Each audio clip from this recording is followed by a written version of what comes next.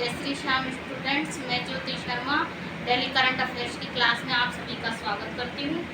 तो चलो आज के क्वेश्चन से स्टार्ट करते हैं। Question number A, JECC Jaipur में कौन से महोत्सव का आयोजन किया गया? तो जेईसीसी जयपुर में राजस्थान किसान महोत्सव का आयोजन किया गया। तो ये राजस्थान किसान महोत्सव का आयोजन सीतापुरा जयपुर में किया गया। ये 16 जून से 18 जून, ये 16 जून से 18 जून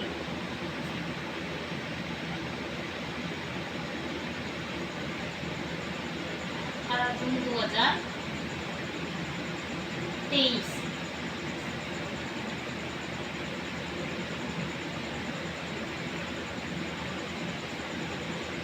16 जून 2023 तक, 16 जून से 18 जून 2023 तक चला।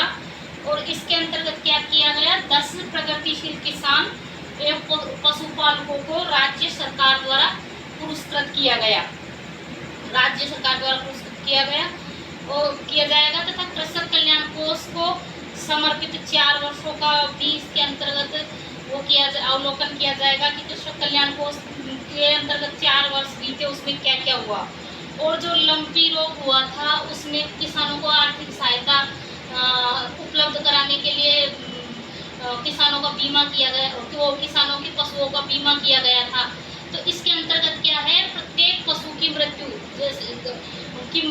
एक पशु की मृत्यु पर 40,000 सरकार द्वारा दिया गया है। दुधारू पशु की मृत्यु पर जो लंपी रोग से ग्रसित होकर मरी है गाय, उनके परिवारजनों को। और इसके अंतर्गत 41,000 पशुपालकों को लगभग 175 करोड़ की राशि कामधेनु पशु योजना के तहत राशि का वितरण किया गया। अब चलते हैं क्वेश्चन नंबर 2 पे। चौगान स्टेडियम जयपुर के जीर्णोद्धार हेतु मुख्यमंत्री द्वारा कितनी राशि को मंजूरी प्रदान की गई? तो चौगान स्टेडियम ये जयपुर में है और इसके जीर्णोद्धार हेतु सरकार द्वारा 5.50 करोड़ रुपए की राशि स्वीकृत की गई है। 5.50 करोड़ रुपए की राशि को स्वीकृत की गई है। और यह इसका जीर्णोद्धार, इस स्टेडियम को अंतर्राष्ट्रीय स्तर पर तैयार करने हेतु मंजूरी दी गई है। और इस जयपुर में ही एक स्टेडियम और है, चौपगांव जयपुर में।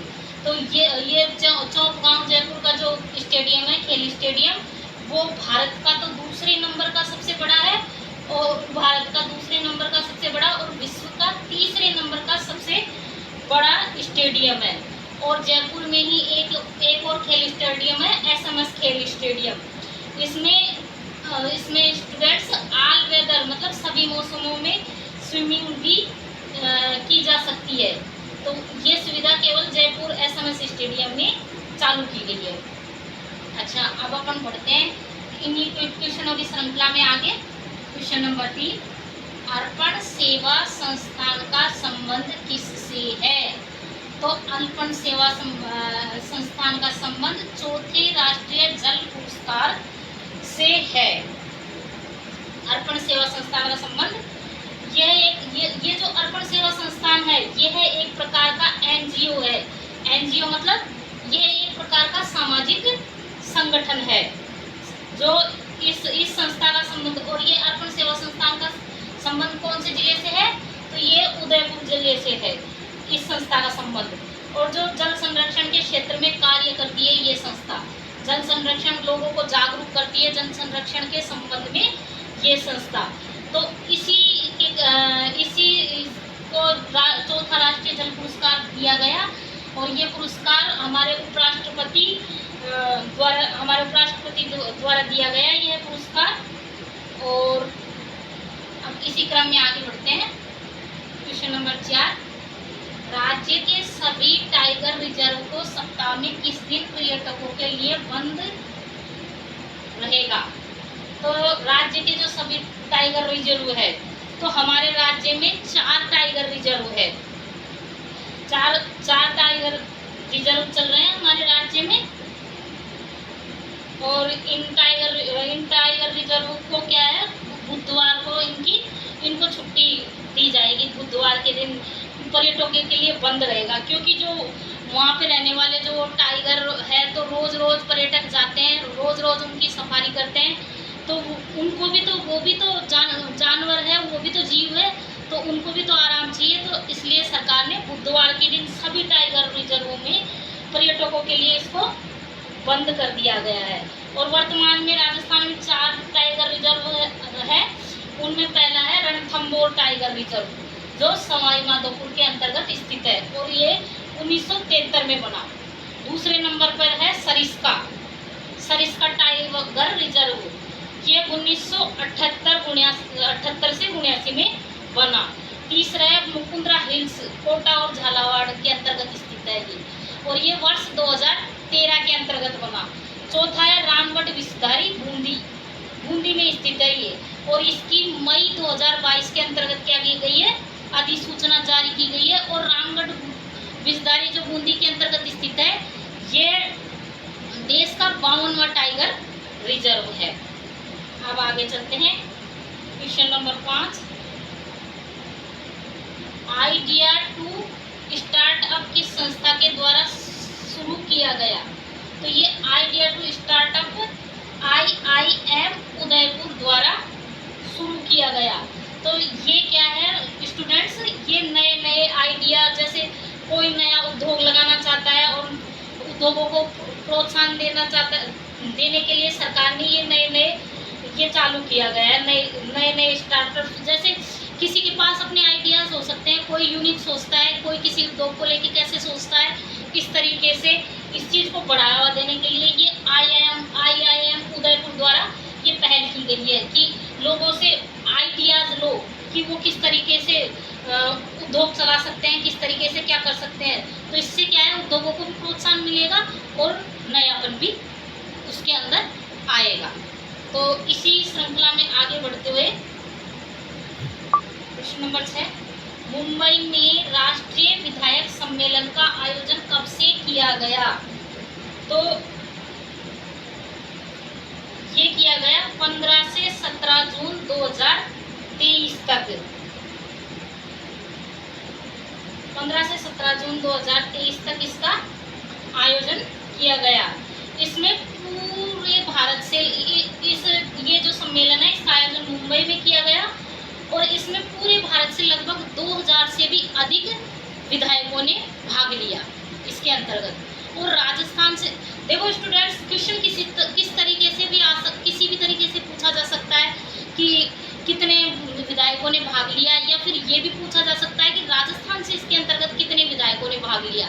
तो स्टूडेंट्स, राजस्थान से इसके अंतर्गत 113 विधायकों ने इस सम्मेलन में भाग लिया और इस विधायक दल का प्रतिनिधित्व CP जोशी द्वारा किया गया, जो कि विधानसभा अध्यक्ष है वर्तमान में।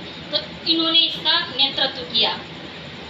और इसी क्रम में आगे बढ़ते हुए question number 7, central zoo authority ने माचिया जैविक उद्यान जोधपुर के सर्वांगीण विकास हेतु अमेरिका के किस चिड़ियाघर के साथ समझौता किया है? तो ये अमेरिका के द लिविंग डेजर्ट चिड़ियाघर के साथ समझौता किया गया है। तो ये जो सेंट्रल जू अथॉरिटी है, तो ये स्टूडेंट्स क्या करती है, चिड़ियाघरों के संरक्षण के लिए कार्य करती है। इस संस्था के द्वारा भारत के कुल 15 चिड़ियाघरों का चयन किया गया है। भारत के कुल 15 चिड़ियाघरों का चयन किया गया है क्योंकि ये संस्था इनको अंतर्राष्ट्रीय स्तर पर इनका विकास करना चाहती है। इनमें से राजस्थान के जैविक उद्यान जोधपुर, माचिया सफारी जैविक उद्यान जोधपुर को चुना गया है। और ये स्टूडेंट्स चर्चा में क्यों आया?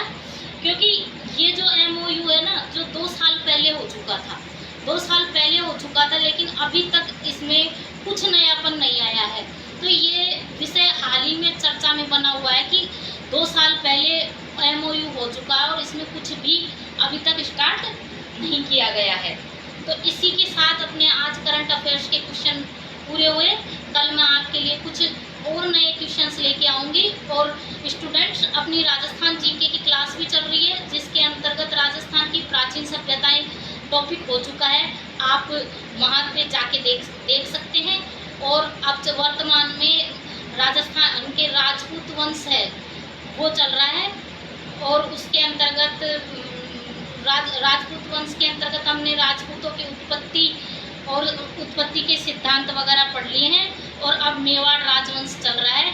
तो आप इन क्लासों को ज़रूर देखिए और अपनी तैयारी को बेहतर बनाएं, क्योंकि आपको पता है सेकंड ग्रेड का पेपर भी हो रहा है 31 जुलाई को। तो आपके लिए ये करंट अफेयर्स के क्वेश्चन बहुत ही महत्वपूर्ण सिद्ध होंगे। आप ज़रूर इन क्लासों को लें। धन्यवाद।